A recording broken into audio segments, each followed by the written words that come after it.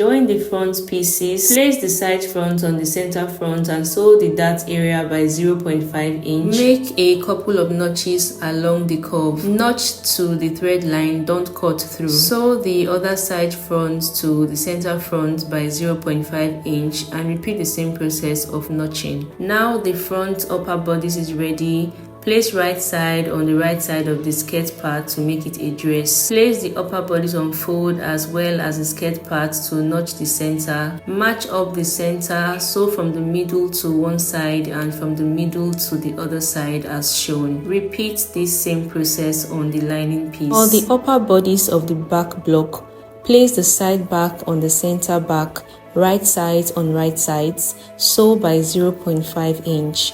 Notch along the curve. Repeat same process on the lining piece and face the neckline by placing right sides together. Sew along the neckline by 0.5 inch. Create multiple notches to release any tension. Flatten out the fabric, placing the seam on the lining piece. Top stitch and turn to the right side. This is the curvy hem style line at the back skirt block already woven, and here is the lining piece with the dart sewn. Kindly ignore the contrast in the lining color. Sew the dart on the main fabric. Place on fold like so. Dart length is 5 inches. Sew by 0.5 inch to the dart stop point. To join the waistline, place right sides of the upper bodice on the skirt block. Match up the darts. Sew from the side to the center back by 0.5 inch. When you open flat, this is what it looks like. The darts well aligned. Repeat the same process in joining the waistline of the lining piece, right sides on right sides, sew by 0.5 inch. With the back pieces completely done, here's the front piece. At the hem, go with the curved hem style line as done for the back. Here are the straps. The shorter one is placed on fold and wouldn't be turned inside out, while the longer one close to the neckline will be turned inside out by 0.5 inch on a straight line. Turn the strap inside out with an available tool and attach to the over bust. One side has been attached. Move away from the sweetheart depth by 0.5 inch and place the strap from that point like so.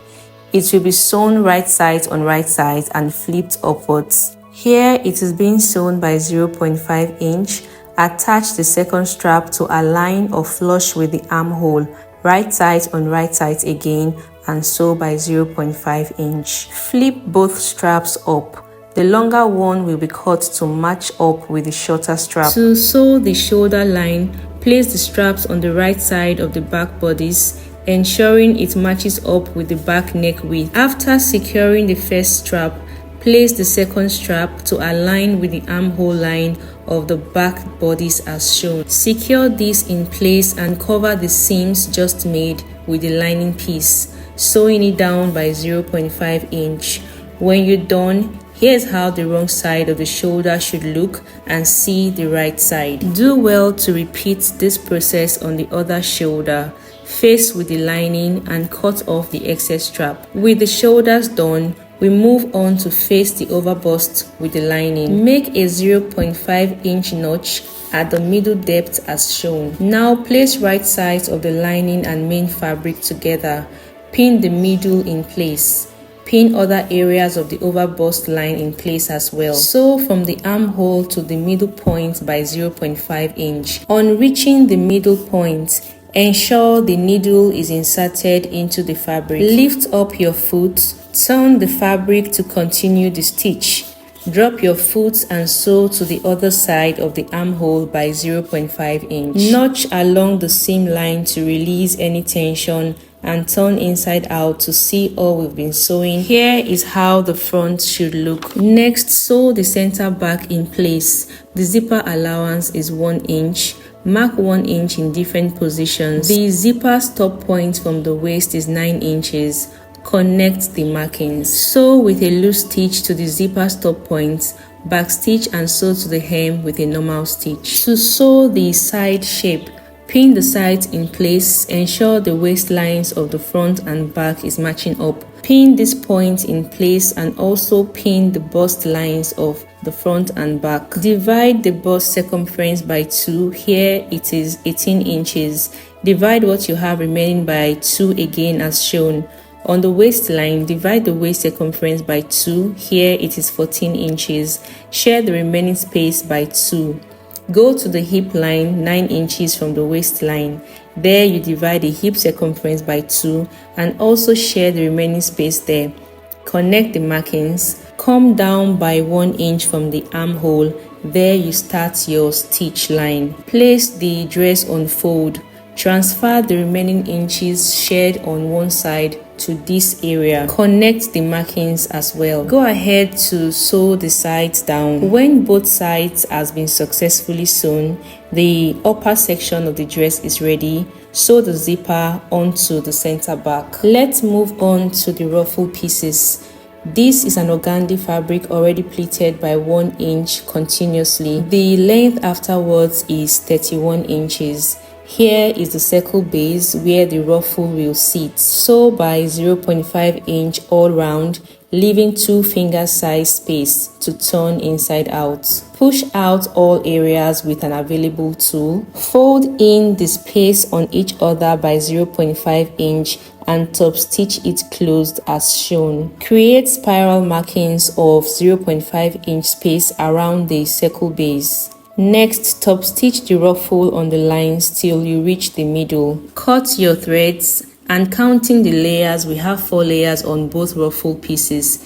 This is to ensure both are similar in fullness. Prepare your shell buttons to be tacked in the middle. Here is 2 yards of satin by length 25 inches. The satin was placed on fold lengthwise and divided. You will have 2 pieces to be joined together by 0.5 inch. This way your satin becomes 4 yards widthwise. Here we have 8 yards of tulle. The tulle is 30 inches by length. In a similar way as done with the satin fabric, place the 8 yards of tulle on fold lengthwise. Divide to get 30 inches length. This way the tulle becomes 2 layers by 8 yards. Placing the tulle on each other, create gathers at the top area with a loose stitch. Pull on the thread to create the gathers. The satin fabric has been joined together and also gathered at the top area as shown. Before attaching the gathered fabrics at the hem, do well to bend the side seam allowances at the hem of the dress as shown before sewing across them. Starting from the center back to attach the tulle, leave out about 0.5 inch of the tulle. This space will be needed to join the tulle at the center all the way to the hem. As you sew along, spread the gathers along the curved hem as shown. On the straighter part at the hem, sew by 0.5 inch. Lift up the foot with your needle inside the fabric. Turn the fabric, drop your foot, continue spreading the tulle gathers and top stitching along the line. On reaching the straighter part again, lift up the foot to sew, drop the foot, continue in this process till you get to some distance before the other center back. Next, join the center back line of the tulle to the hem by 0.5 inch. Trim out excess of the tulle fabric. Continue top stitching the gathers on the curvy hemline as we earlier did, like so. Here is the look on the right side when the tulle has been attached, and here is the wrong side. To attach the satin, start from the center back line. Again, leave out some inches of the satin fabric to join the center back. Place right sides of the satin on the tulle fabric as shown. Sew by 0.5 inch all the way. Spread the gathers as much as you can. Do this so the gathers are not clustered too much on certain areas than the others. Now sew the center back of the satin by 0.5 inch. Close up the remaining space on the gathered hemline. See the finished result with the satin underlay. You should overlock the raw edges of the seam line and also fold the hem of the satin fabric. For the sleeve, the hem is 19 inches as shown. Get a 0.5 inch elastic measuring 12 inches lengthwise. Fold the sleeve's hem by 0.25 inch first and by 0.75 inch again. Top stitch very close to the fold from one end to the other. Pass the elastic through the channel with the help of a safety pin. Attach the sleeve to the armhole. Place the sleeve on fold, right sides facing. Sew the sides by 0.5 inch. Come in with the ruffle piece. Place on the center fold of the sleeve and secure with a pin at strategic positions of the ruffle base. Top stitch the areas where the pin has been placed on the sleeve. When the ruffle pieces has been secured on both sleeves, this project is complete. If this tutorial was helpful, please drop a comment, like, share and subscribe. Don't forget to turn on your notification bell for more videos. Bye!